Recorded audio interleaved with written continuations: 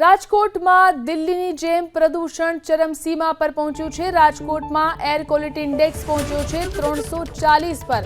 Construction સાઇટોના બાંધકામમાં પ્રદૂષણ ખૂબ જ મોટી માત્રામાં થઈ રહ્યું છે। રાજકોટમાં વસ્તીની સંખ્યાના પ્રમાણમાં વૃક્ષોની સંખ્યા ઓછી થઈ છે।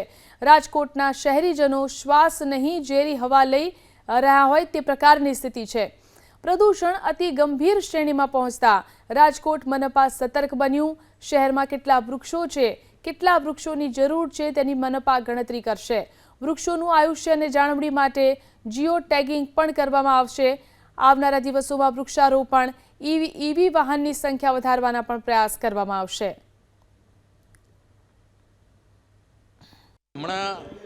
AQI નો વધારો બધે જોવા મળે છે। બધાને એમ લાગે છે કે AQI ખૂબ વધી ગયો છે।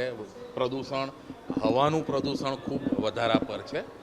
બેઝિકલી આપણા રાજકોટ શહેરમાં અમે જે AQI ના ડેટા લીધા, એ AQI ના ડેટા જે હાયર સાઈડ આવે છે ને એ ઓલમોસ્ટ બધા મોર્નિંગમાં આવે છે। બાકી આખો દિવસ ખૂબ ઓછા AQI ના ડેટા હોય છે। લગભગ 250 થી 300 ની વચ્ચે આવે છે, જે એક્સ્ટ્રીમ ન કહેવાય પણ સારાથી થોડુંક ખરાબ કહેવાય।